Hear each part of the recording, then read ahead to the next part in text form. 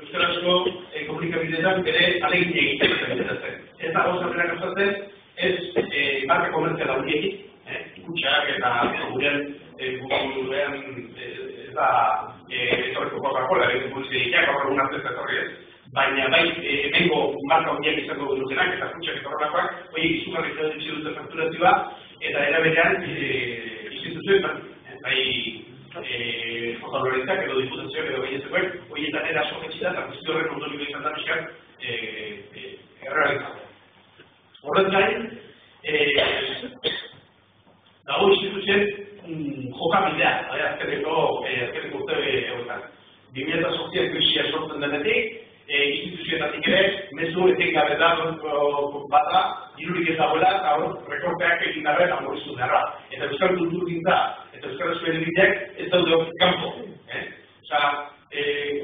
Askotan esan izateu, garairik honenetan, segurezki, instituzioek ez dute apuzko gunkia egin. Eta garairik txarrenetan, ez dute pentsatzen lehen gaizki dauden hori ezin dut dugu ginen ezketxik. Neurri berean egiten dira egitetak, ez? Eta gortik, xert, benetan zuzen guk sumatzen den falta dela, benetako apustu estrategiko bat. Euskara sustapenean eta normalizazio sinisten baldin badeu. Eta bide horretan, euskarazko edabideak ezinbestekoa baldin badira, usteet ezinbestekoa dela baitari, horri begiratuko dioen politika estrategiko bat egitea, bai politika instituzionalean eta baita baliabideak jartzeko erreian dira.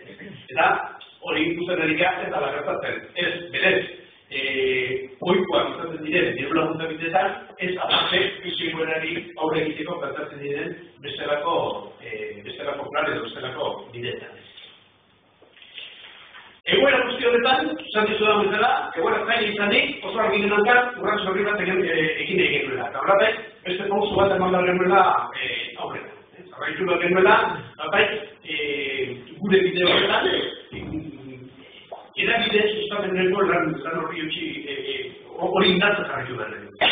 Orduan, laburrean esplikatuko, gero bideak askoso argiako ustentu zerrezetan egingo dugun bidea, laburrean esateko, zer egin dugu? Alde batetik egin dugu estutu, eta beste batetik egin dugu zaurreta bat. Estutu horretan dago, batez ere, berriarekin eta hitzekin, eskondetako hitzekin egin dugu bidea. Alde batetik, berria, egunkari nazional bezala, berrogoi horiatetara mutatutako egunkari bat izango da, esperan 6 egunez argitaratzen jarraituko duguna, eta beste alde batetik, hitzen kasuan, batzuk lehenagotik argitatzea, baina 6 egunetan argitaratzen zienitzak, azten lau egunetan argitaratzera pasatzen. Idarro argitaratzen egin dugu estutze lana, bide honetan, nolapet, eutxien izateko etorkizuneko errentik. Baina horrekin batera, argi genuen, estutze dutxarekin etorkizuna ez duela irabaziko. Horrekin batera, apustu berriak ere egin behar egiteko. Eta apustu berri horiek, saiatu behar egiten bi eremutan. Lehenik eta behin interneten, badakigulako, lehen esaten duen zaitugula nola, baina jakin badakigu etorkizuna interneten landuko dara eta interneten bideratu hartu dugula.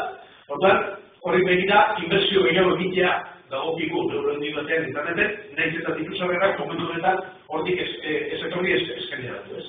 Orduan, interneten plantatzen dira berrikuntza nagusietako batzuk, dago gaitatzen da sare soziala komunitatea barriketan.info edo ikusen dutzen eusko egitez eguneko informazioa edo eguneko edizio jarraitu egitartzea edo informazio lokalari berria.info egingo dionekoa, gero gozo duzilek zerbait ikusi egin dut.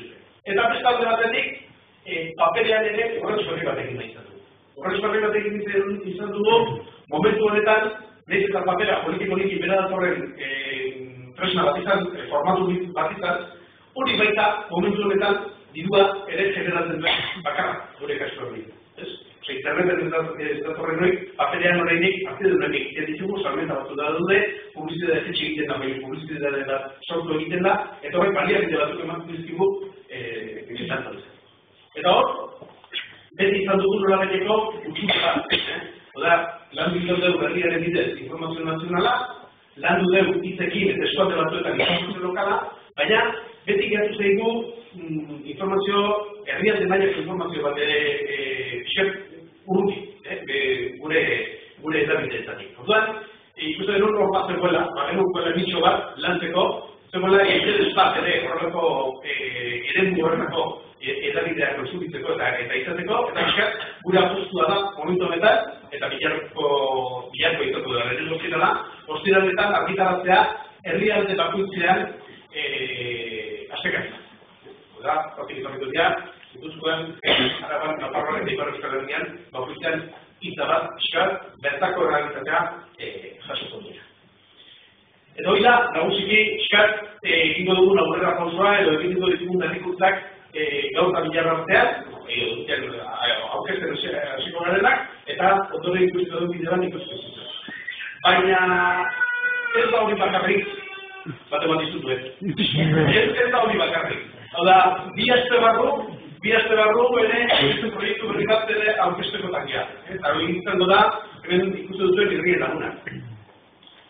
Elkar, Etxiporreta eta Berria taldearen eskutik, ekimen berri bat martxan jartzera bat, bide barru prestiko dugu, bai esan dut bet, aurren munduarekin lotuta izango den ekimen bat izango dela, komunike bat izango da, interneten, paperean, diferentetan bizitza izango duena, eta gire ez kontatuko bezala bihazte barru jakin dut kontatu. Bukatzera noa, eta bukatzeko piskat gogoratu gure erronkak zeintzuk dira. Gu momentu honetan, hiru erronka nagusi dauzkagu. Lehenengoa da, teknologia berrietarako garapena eta egokitzapena. Oda, esatzen dizuetzen gure inbertsioa nagusietako momentu honetan interneten izango dela, jarraitu bat dugu bide horretan lantzen, baina ezin interneten gelditu. Oda, kontuatzen garenako igual interneten esan afitu, eta elementu bat izango da.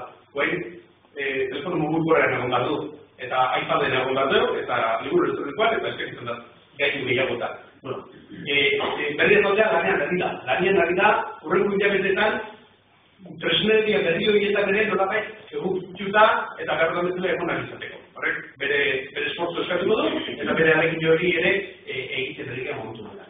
Hori da erronka nagusietako bat. Hau da, ez galtzea, digitalizazioaren eta teknologia berrien tren hori eta tren horretan egotea. Ez bakarrik berri